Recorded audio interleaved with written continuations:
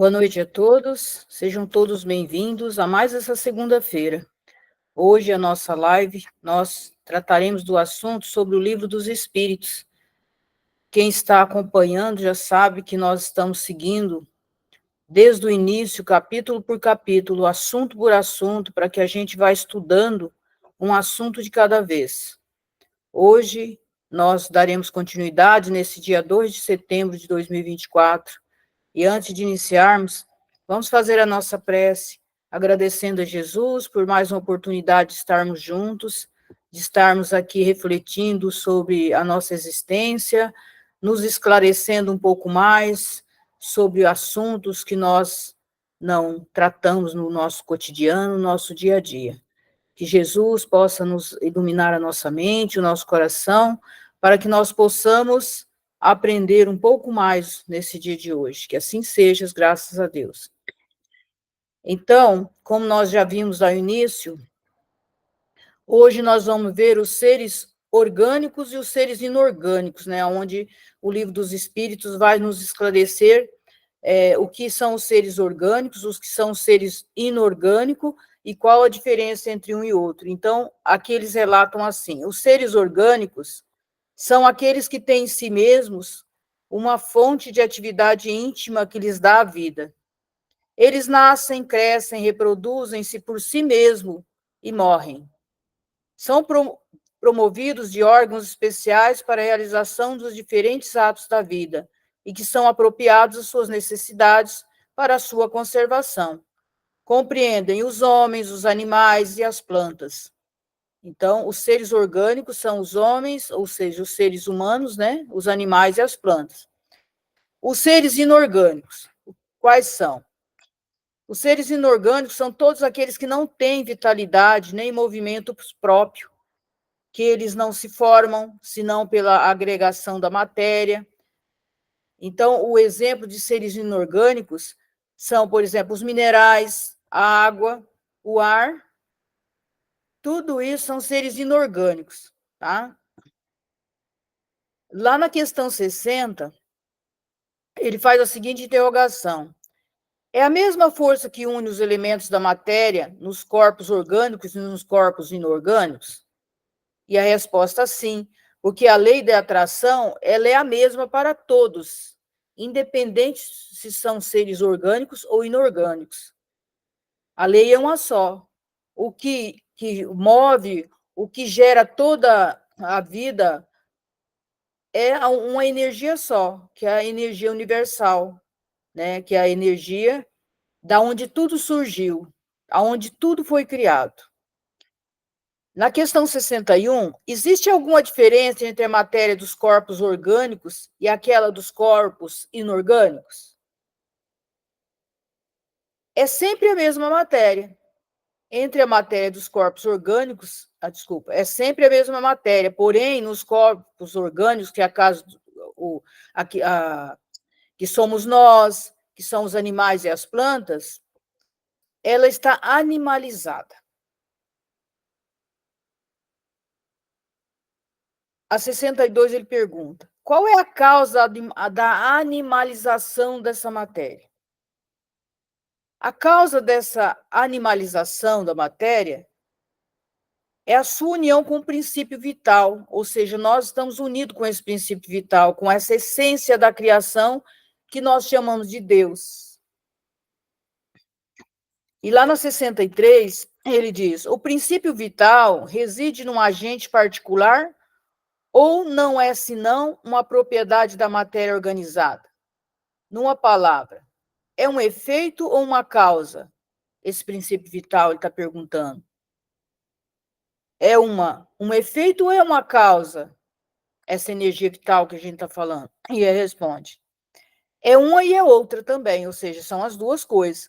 A vida, ela é um efeito produzido pela ação de um agente sobre a matéria. E esse agente, sem a matéria, não é a vida. Da mesma forma que a matéria não pode viver sem esse agente. Ele dá a vida a todos os seres que absorvem e assimilam. Ou seja, aqui ele está falando, né, que são as duas coisas. Porque a matéria, ela precisa desse agente. E esse agente é aquilo que nós chamamos de Deus, que é ele que impulsiona essa energia vital da vida. É ele que impulsiona o movimento para que essa matéria orgânica se movimente. Porque, por exemplo, nós temos os nossos movimentos que são involuntários. Não depende de nós. Nosso organismo, por exemplo, nosso sangue corre independente de mim ou não. Né? O meu coração bate independente de mim ou não. Então, existe algo por trás de tudo isso que impulsiona, né, essa vitalidade no nosso corpo, no corpo dos animais e também nas plantas. Lá na 64 ele diz: vimos que o espírito e a matéria são dois elementos constitutivos do universo. O princípio vital forma com eles um terceiro? Então está perguntando se nós já vimos, né, que o espírito e a matéria são dois elementos constitutivos, ou seja, que constituem a vida, né, do universo. E esse princípio vital, ele forma um terceiro? Esses dois conseguem formar um terceiro? E aí ele responde, sem dúvida, é um dos elementos necessários à constituição do universo. E aí nós vamos continuando aqui. Mas ele mesmo tem a fonte na matéria universal modificada, e é para vós um elemento como o oxigênio, o hidrogênio, que, todavia, eles não são elementos primitivos, porque tudo isso parte de um mesmo princípio. Ou seja, esse é o terceiro elemento. O hidrogênio, ele é a energia universal, ou energia vital, né? Mas vamos chamar assim de energia universal. Ela é modificada, ela não é a energia primitiva, ela já é a energia primitiva que já deu ênfase a um outro tipo de energia, ou seja, porque o nitrogênio, o oxigênio, todos eles não são formados de uma única, de uma molécula, né? Eles têm as outras moléculas que se juntou ali e formou uma outra energia diferente. Mas tudo parte do mesmo princípio. A energia universal é o princípio, ela é a fonte, mas dessa fonte vai surgir essa terceira energia modificada já, que aí ele dá o exemplo do nitrogênio, do oxigênio e assim por diante, né, que tem vários elementos. Parece resultar daí que a vitalidade não tem seu princípio num agente primitivo distinto, mas numa propriedade especial da matéria universal, que é a razão de certas modificações. Isso já é uma pergunta, já está perguntando, questionando. E ele fala que tudo isso é a consequência do que dizemos, de tudo aquilo, né, que juntou essa energia universal, e ela foi sendo modificada para através de diversos elementos que é a necessidade nossa. Então, ela vai se transformando em outros elementos da matéria, os quais são necessários para a nossa vida, para a nossa existência. Então, ela vai sendo transformada em tudo aquilo que nós necessitamos para a nossa vida. E lá na 65, ele pergunta: o princípio vital reside em algum dos corpos que conhecemos? E ele responde: ele tem sua fonte no fluido universal. É o que chamais de fluido magnético ou fluido elétrico animalizado. É o intermediário, é o elo entre o espírito e a matéria. Então, esse princípio vital, né, ele é o elo entre o espírito e a matéria. É isso que a gente chama de energia vital. Então, é como se fosse uma ponte entre essa energia primitiva, né, do universo e o espírito. Por isso que ele é como se fosse o agente que ele vem ali impulsionar a vida que já existe, impulsionar essa energia universal que nós carregamos conosco. A 66. O princípio vital é o mesmo para todos os seres orgânicos? Será que é o mesmo, tanto para o ser humano, quanto para o animal, quanto as plantas também? Será que é o mesmo princípio vital? E ele responde, sim. Ele é modificado segundo as espécies. É ele que lhes dá o movimento e atividade e os distingue da matéria inerte, pois o movimento da matéria não é a vida. Ela recebe esse movimento,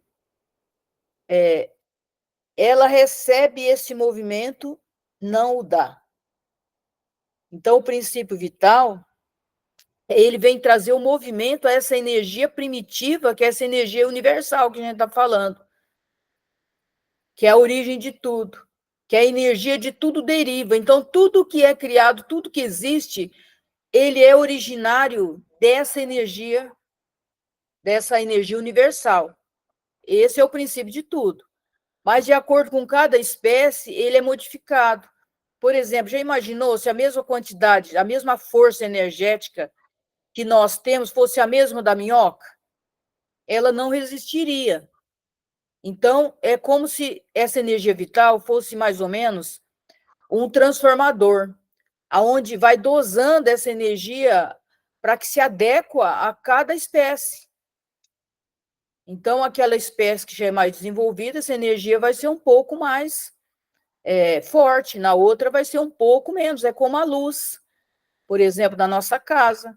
Ela tem lá ela é rebaixada para que não queime os nossos eletrodomésticos, mas lá na indústria ela já tem uma força mais potente. Então, assim dá para a gente entender a diferença entre essa energia vital de um ser humano e de uma planta, por exemplo, entre uma pessoa e entre uma minhoca. Então, ela é distribuída de acordo com cada espécie. Aí, lá na 67, ele pergunta: a vitalidade é um atributo permanente do agente vital? Ou se desenvolve, se não, pelo funcionamento dos órgãos? Então, a vitalidade, esse impulso que dá para a gente continuar vivendo, para a gente se movimentar, para tudo isso. Essa vitalidade, ele é um atributo permanente, seja é permanente do agente vital, ou se desenvolve de acordo com o funcionamento dos nossos órgãos? Olha que pergunta interessante. Então, vamos lá ver a resposta. Não se desenvolve senão com o corpo. Não dissemos que esse agente sem a matéria não é a vida? Então, esse agente sem a matéria, ele não é vida, porque daí não existe. É necessária a união das duas coisas para produzir vida. Então, é necessário esse agente que impulsiona e é necessária a matéria, porque senão eu vou impulsionar o quê? Se não existe a matéria. Então, a vida é esse agente, essa energia vital, essa energia universal que dá essa pulsação, que impulsiona a nossa vida. Poder-se-á dizer que a vitalidade está em estado latente quando o agente vital não está unido ao corpo? Sim, ele diz que é isso. Ó. A vitalidade, ela está em estado latente quando o agente vital não está unido ao corpo, ou seja, ela está ali, mas ela não está sendo produzida, ela não está sendo impulsionada, ela não está sendo movimentada, mas ela existe, latente. Ela está ali dormitando, mas a partir do momento que ela se une ao corpo, aí ela cria movimento. Às vezes é um pouco complexo, né, para ter um entendimento, mas é isso. O conjunto dos órgãos, eles constituem uma espécie de mecanismo. Olha, o conjunto dos órgãos constitui uma espécie de mecanismo que recebe seu impulso da atividade íntima ou do princípio vital que existe neles. Então, já existe esse princípio nos órgãos, só que ele precisa desse agente para que aconteça o movimento. O princípio vital é a força motriz dos corpos orgânicos. É como se fosse o motor, né? É ele que direciona tudo, essa força, esse princípio vital, que é a lei, que é a energia universal. É ela que impulsiona tudo. Ao mesmo tempo que o agente vital dá um impulso aos órgãos, a ação dos órgãos entretém e desenvolve a atividade do agente vital, aproximadamente com o atrito desenvolve o calor. Aí agora nós vamos ver sobre a vida e a morte. Aí lá no 68, a questão é a seguinte: qual a causa da morte entre os seres orgânicos? Qual que é a causa desses seres orgânicos se extinguir, né? Essa parte orgânica? É o esgotamento dos órgãos, ou seja, os nossos órgãos, eles vão sendo, com o tempo, né? Com o desgaste, com o uso todo que vai acontecendo, esses órgãos, eles vão falindo. Assim como a folha da planta, ela amarela, ela seca e cai, e ela também tem o seu ciclo de vida, o nosso corpo também.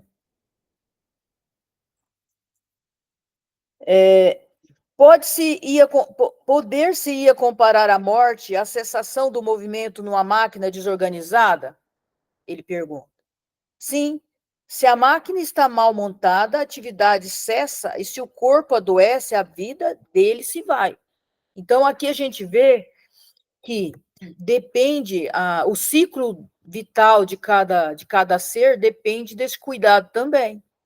Ah, mas não vem com tantos anos essa energia vital, ela não vem, por exemplo, a pessoa vai viver 90 anos, ela vem com essa energia adequada para ela viver os 90 anos?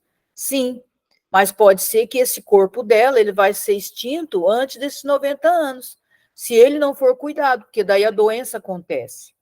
Mas também pode ser que ele se prorrogue pelos bons cuidados do corpo também, porque a gente sabe que se você está desenvolvendo um trabalho que faz diferença, por exemplo, para a humanidade, você pode, de repente, receber um pouco mais de vitalidade para você vivenciar um pouco mais pela sua frente, a sua vida pela frente também, né? Quer dizer, isso não existe um determinismo, não existe uma fatalidade. Olha, eu vim para viver 90 anos, vai chegar 90 anos, meu corpo vai se extinguir. Pode ser que ele se extinga antes se eu não cuidar dele.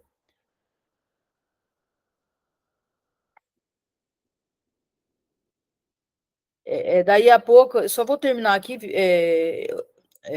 Eleodoro, depois a gente conversa um pouquinho mais sobre isso, tá? Só para mim não me perder aqui, para a gente continuar o assunto, aí depois a gente pode tá discutindo um pouco mais isso. Lá na 69. Por que uma lesão do coração, antes que a dos outros órgãos, causa a morte? Por que, por exemplo, eu posso lesionar meu fígado, eu posso lesionar os meus rins, e pode não ser fatal, mas a lesão do coração, ela causa a minha morte? E ele responde: o coração, ele é a máquina de vida. É o nosso motor, né, gente? Mas o coração não é o início, não é o único órgão cuja lesão ocasiona a morte. Não é mais que uma das peças essenciais. Então, por isso que se a gente lesiona o coração, se bem que hoje, né, a ciência já consegue, né, fazer vários procedimentos, né, quando há uma lesão no coração, mas é um dos nossos órgãos que nos causa, quando a lesão causa com mais facilidade a morte, porque ele é o nosso motor, é ele que bomba o nosso sangue, né? Que esse sangue que leva a vitalidade para o nosso corpo. O coração é máquina de vida, mas o coração não é o único órgão cuja lesão ocasiona a morte. Não é mais que uma das peças essenciais. Lá na 70, ele pergunta: em que resultam a matéria e o princípio vital dos seres orgânicos em sua morte?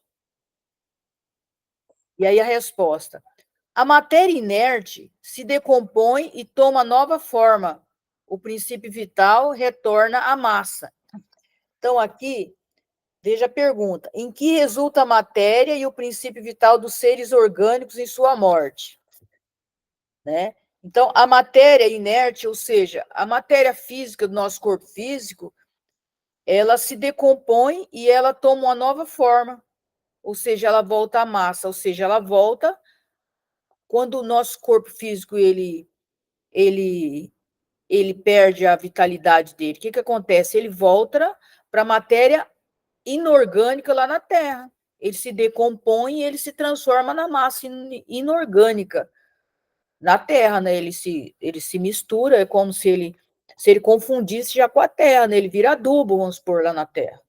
A gente fala, né? Vira adubo, né? Mas ele se decompõe E só resta, por exemplo, algumas coisas, né, que demoram mais ou talvez nunca se decompõem, né, que é a questão dos ossos, do cabelo, essa coisa, mas a nossa matéria orgânica, que é a parte da nossa musculatura, tudo isso vai voltar para a matéria inorgânica. Ela vai voltar à massa novamente. O ser orgânico estando morto, os elementos dos quais estão formados sofrem novas combinações que constituem novos seres. Estes tiram da fonte universal o princípio da vida e da atividade, o absorvem e o assimilam para desenvolvê-lo a mesma fonte quando deixarem de existir. Então, tudo vai sendo transformado, né? Os órgãos estão, por assim dizer, impregnados de fluido vital.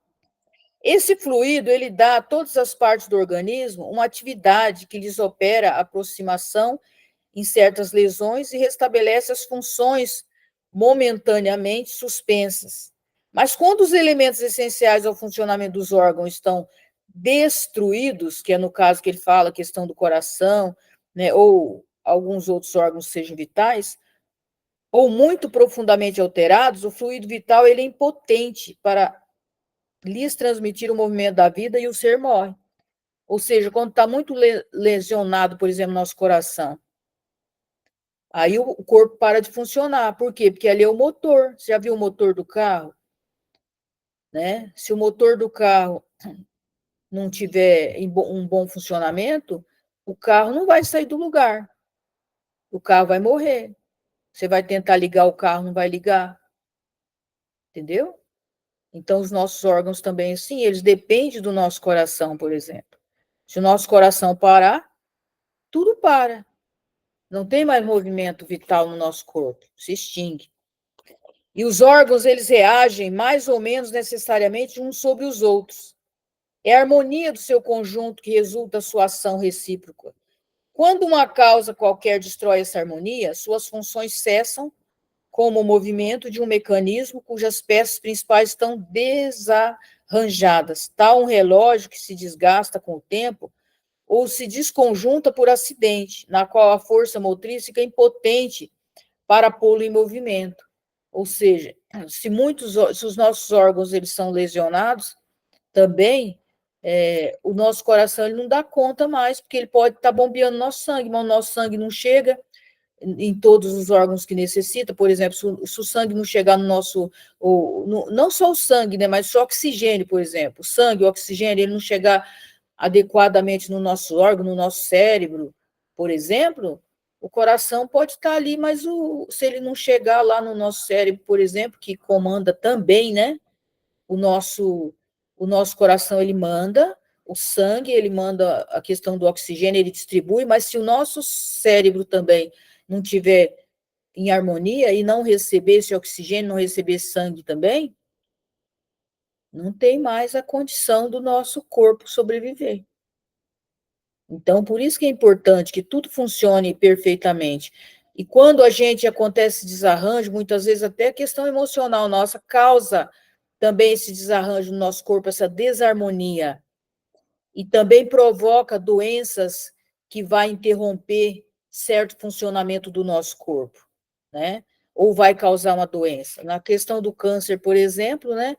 Então, o nosso organismo ele perde essa harmonia e o corpo começa a criar células desordenadamente, sem se perde nessa essa organização que o nosso corpo tem, porque as nossas células vão sendo sempre renovadas, mas se há uma desarmonia ali, começa a produção sem controle, perde-se o controle do nosso corpo.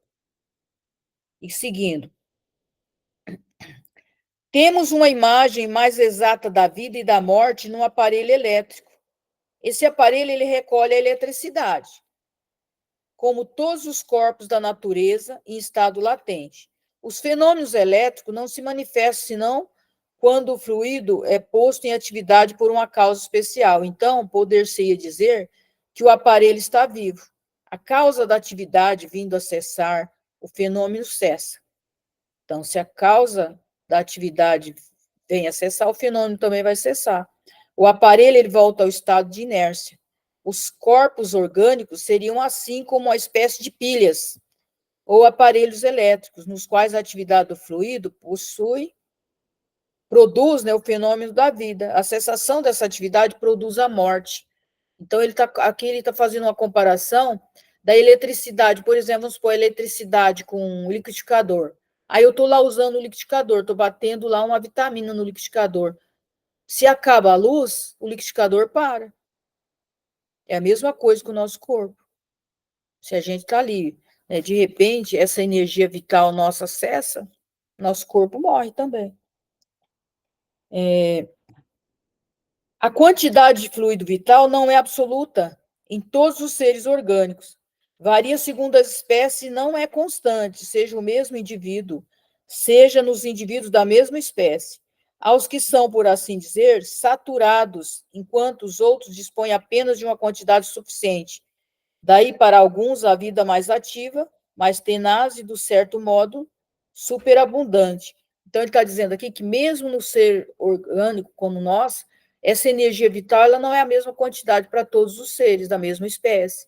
Alguns têm menos energia, vê que tem pessoas que têm muita desvitalidade no corpo, né? E tem outras que já têm parece que são pessoas elétricas, né? Elas podem, não precisam muitas vezes de muitas noites de sono, de muitas horas de sono, né? Ela pode se alimentar menos que o outro, que a vitalidade dela continua da mesma forma. E tem aqueles que precisam dormir mais porque essa vitalidade neles já são mais frágeis. Então, tem aquelas que têm a vitalidade suficiente, tem aquelas também que têm um pouco de vitalidade de sobra lá. A quantidade de fluido vital se esgota, pode vir a ser insuficiente para manter a vida, se não se renova pela absorção e assimilação das substâncias que o contém. Ou seja, a gente não se alimenta, por exemplo, só da questão dos alimentos lá, vamos supor, das frutas, dos cereais, da carne, etc., né? A gente se alimenta também do oxigênio, a gente se alimenta dos elementos do sol. Então, mais ou menos 30% que a gente depende da comida mesmo, né? Uns 70, mais ou menos, por cento, a gente depende dessa energia vital, que a gente capta ela através da respiração. Por isso que a gente precisa de um ambiente onde tenha plantas, aonde muitas vezes é bom a gente sair e entrar numa mata quando tem oportunidade, né, de tomar banho num rio que não está poluído ainda, de tomar banho de cachoeira, de tomar sol. Tudo isso vai trazer essa vitalidade, reforçar essa vitalidade, nos alimentar dessa vitalidade, que nós dependemos dela também. É o que é chamado de plana, por exemplo, né? Essa energia vital que a gente recolhe do sol. De manhã, por exemplo, quando a gente respira voltado para o nascer do sol, a gente está captando, através das nossas narinas, esse plana que vem do sol e que vem nos reabastecer, que são elementos que nós precisamos na nossa vida, do nosso dia a dia. Então, o fluido vital se transmite de um indivíduo para outro. Aquele que dele tem mais pode dá-lo àquele que dele tem menos. E, em certos casos, restabelecer a vida prestes a se extinguir. Aí a gente vê, nesse caso, a gente pode dar o exemplo, né, da energização. Por exemplo, às vezes aquela pessoa está com a energia vital dela frágil. Aí, quando você aplica a sua energia nela, você vai transmitir energia àquela pessoa. E também, além de transmitir, você vai ativar muitas vezes a energia dela que não está harmonizada no corpo dela. Então, vê que a importância da questão quando a gente fala do passe, né, do jurei que os messiânicos aplicam também, que é a energia vital que eles estão aplicando nas pessoas. Por isso que a pessoa, às vezes, ela está fragilizada, ela está desenergizada quando ela toma um passe, ou quando ela recebe jurei, ou quando ela respira no sol, ela sente essa vibração dela aumentar, essa energia dela aumentar, porque ela se estabelece essa energia dela, ou ela abastece, porque, na verdade, essa energia ela é o combustível nosso também.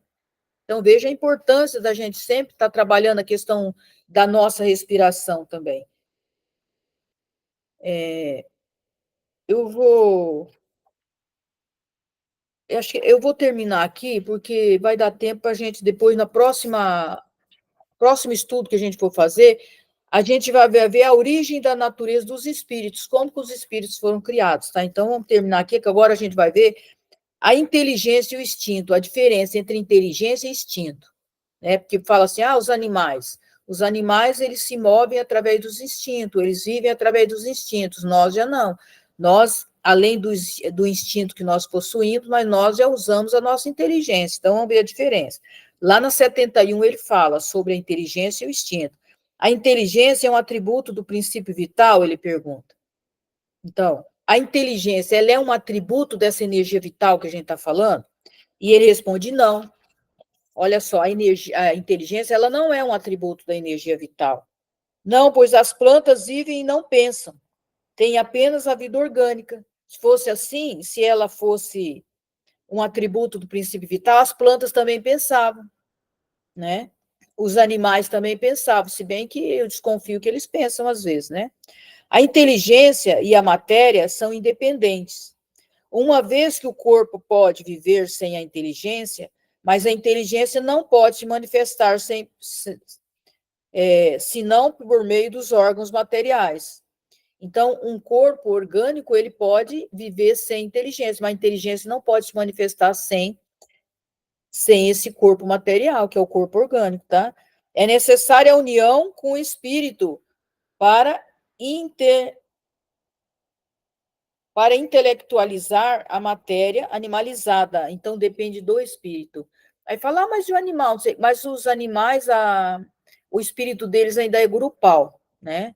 Não é individualizado, entendeu? Por isso eles ainda não possuem inteligência, como nós. Mesmo que a gente fala, nossa, mas esses bichinhos são muito inteligentes, né? Eles já estão bastante evoluídos nessa questão do instinto, mas eles ainda não possuem esse espírito individualizado, então eles não possuem essa inteligência ainda como nós possuímos, que nós já temos o nosso espírito individualizado, eles é grupal, tá? Então, continuando aqui, já está quase terminando, falta só uma paginazinha aqui. A inteligência é uma faculdade especial, própria de certas classes de seres orgânicos, e que lhes dá, com o pensamento, a vontade de agir, a consciência de sua existência e de sua individualidade, assim como os meios de estabelecer intercâmbio com o mundo exterior e de prover as suas necessidades. Então, aqui já vê a diferença, né? O animal, por exemplo, ele pode parecer muito inteligente, mas ele depende, né? Ele depende de muitas coisas para ele sobreviver. Ele não é independente. Ele não dá conta de sobreviver sozinho. Pode-se distinguir assim: primeiro, os seres inanimados, formados só de matéria, sem vitalidade nem inteligência, são os corpos brutos.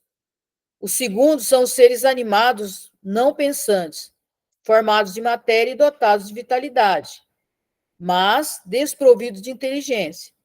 Os terceiros são os seres animados, pensantes, formados de matéria, que é dotado de vitalidade, tendo a mais um princípio de inteligência que lhes dá a faculdade de pensar. Então, aqui ele classifica em 3 grupos, né? O primeiro são seres inanimados, que é formado só de matéria, né? A gente pode olhar o caso das plantas, né? Aí tem os seres animados não pensantes, que são formados de matéria e dotados de vitalidade, mas eles são desprovidos de inteligência, que é o caso dos animais. E aí esse terceiro seria o nosso caso, né? O caso do ser humano, que é animado, pensante, que é formado de matéria, dotado de vitalidade, mas tem mais esse princípio que os outros não têm, que é a inteligência, que lhes dá a questão de ter de pensar, de poder fazer as suas escolhas, né? Se bem que tem muitos que não têm condição assim, né? Mas o princípio ativo as pessoas têm, mesmo que eu não consiga ainda raciocinar adequadamente, mas eu tenho isso dentro de mim. Foi eu que não trabalhei isso, tá? Lá na 72, qual é a fonte da inteligência?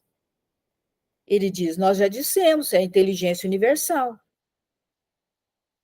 Poder-se-ia dizer que cada ser toma uma porção de inteligência da fonte universal e assimila, como toma e assimila o princípio da vida material? Está perguntando. Isso não é senão uma comparação, mas que não é exata, porque a inteligência, ela é uma faculdade própria de cada ser e constitui sua individualidade moral. De resto, como o sabeis, há coisas que não é dada ao homem penetrar, e esta é desse número para o momento, ou seja, ele está dizendo o quê? Que nem tudo é permitido que nós saibamos. E essa questão da inteligência é uma delas, que não é permitido ainda a gente saber na sua profundidade. Então, ele está dizendo o quê? Que a faculdade da inteligência é peculiar a cada ser. Cada um tem sua inteligência diferenciada, de acordo com a sua questão moral, de acordo com o seu crescimento, né, seu processo evolutivo espiritual.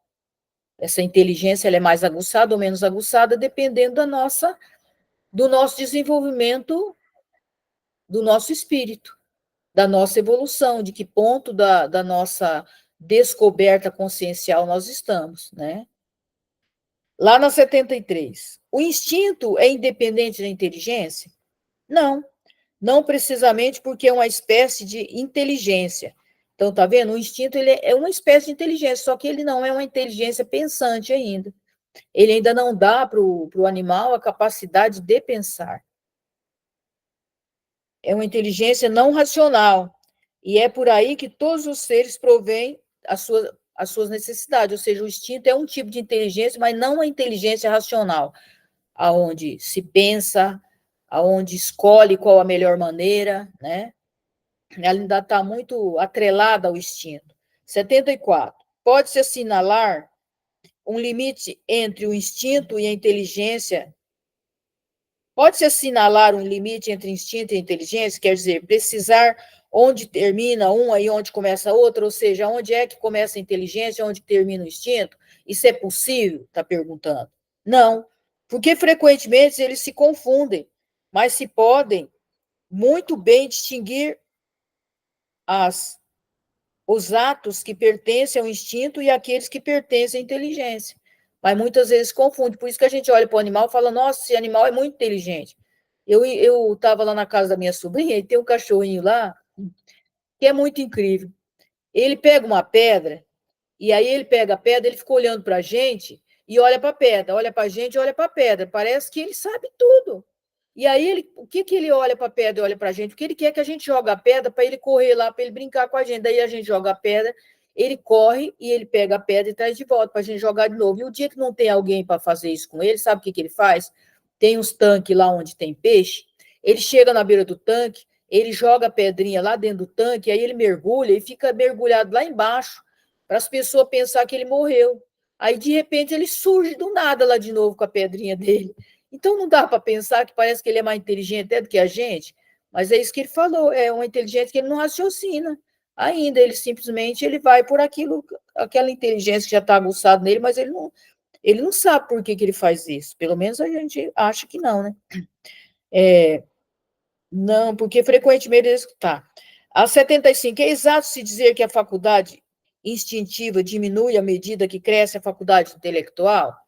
Não, o instinto existe sempre, mas o homem o homem a negligencia. O instinto pode também conduzir ao bem. Ele nos guia quase sempre e algumas vezes com mais segurança que a razão.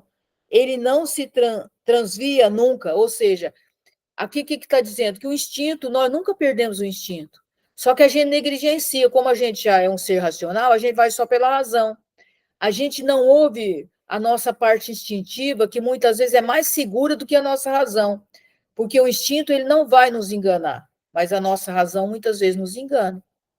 Mas nós sempre vamos ter essa questão do instinto, que a gente precisa voltar para ela e sentir, começar a olhar para o sentir, não só pela razão, não só pelo nosso campo mental, porque nem sempre o nosso campo mental vai estar correto.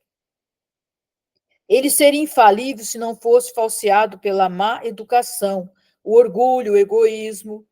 O instinto não raciocina, a razão permite a escolha e dá ao homem o livre-arbítrio, ou seja, ele é, na verdade, um complemento do outro, porque a nossa razão ela vai fazer a ponderação, né? Quer dizer, o meu instinto vai dizer sobre o perigo, sobre uma série de coisas, e aí a minha razão vai ponderar isso. Mas desde que eu não coloque o meu orgulho, o meu orgulho à frente disso, né? Eu não coloco o meu ego para funcionar, porque daí ele vai fazer com que eu faça muita bobagem, né? Através dessa dita razão. O instinto, ele é uma inteligência rudimentar que difere da inteligência propriamente dita, em que suas manifestações são quase sempre espontâneas, enquanto que as da inteligência são resultado de uma combinação de um ato deliberado, ou seja, eu pensei, senti, pensei, ponderei, busquei as minhas experiências de vida, aquilo que deu certo, aquilo que já não deu para mim, e diante de tudo isso do meu raciocínio, da minha reflexão, eu tomo a minha decisão. O instinto varia em suas manifestações segundo as espécies e suas necessidades. Nos seres que têm a consciência e a percepção das coisas exteriores, ele se alia à inteligência, quer dizer, à vontade e à liberdade. Então, em cada espécie, porque existem espécies que têm essa inteligência instintiva, mas ela não tem ainda essa razão. E até as civilizações, né? Porque existe as pessoas que ainda têm, dentro da própria espécie humana, tem as civilizações que elas ainda têm um modo de ver a vida ainda diferenciado do outro, elas usam a inteligência de uma forma diferente da outra. Todos eles têm, todos nós temos o mesmo potencial, mas nem todos ainda desenvolveu esse potencial, né? Então, muitas vezes até isso é estagnado até por conta da nossa cultura, dos nossos costumes, que a gente tem dificuldade de assimilar aquilo que nós já conhecemos do nosso local onde a gente vive, né? A gente às vezes tem dificuldade de assimilar algo que é uma experiência de um outro grupo, né? Dentro da nossa própria espécie. Muitas vezes tem algumas espécies que às vezes tem o se bem que isso difere, né? Dentro de cada civilização existe aqueles que já estão mais despertos da inteligência, da consciência mesmo, propriamente dito, e os outros que estão ainda uma consciência mais dormitando ainda, que está mais adormecida ainda. E tudo isso é aquilo que eu falei, isso vai de acordo com o nosso entendimento da nossa consciência, porque nem sempre a nossa mente ela vai trazer a profundidade que nós precisamos ir de acordo com os estudos, de acordo em ouvir a nossa intuição, ligada a esse instinto nosso mesmo, a gente vai ouvindo tudo isso internamente, a gente vai ampliando essa sabedoria da nossa consciência, que cada um tem o seu tempo, e tudo é normal. E é isso. Agora, deixa eu ver aqui, Eleodoro, de novo, o que você falou aqui. Até gostaria de saber mais sobre o agente não vital, como a água e o vento, por que não vital? Eu vou procurar te responder, não sei se eu teria profundidade para te responder isso, tá? Mas por exemplo, o vento, a água, por exemplo, a água é um elemento que ela tem o elemento vital dela, ela tem a vitalidade ali, né? Porque tanto que você vê que ela tem os componentes dela ali que se modificam de acordo com a nossa. Só que, por exemplo, a água, nós temos a capacidade de modificar ela. Né? Então, ela tem a vitalidade ali, aquela questão que impulsiona ela, mas não a mesma tipo de vitalidade que nós temos. Ali seria essa energia vital, que é aquela energia universal, que é a origem de tudo ali, né? Que é o que deu origem às pessoas, que deu origem à água, que deu origem ao vento, que deu origem a tudo. Que é essa energia que vem de Deus, né? Que a gente chama de energia primitiva.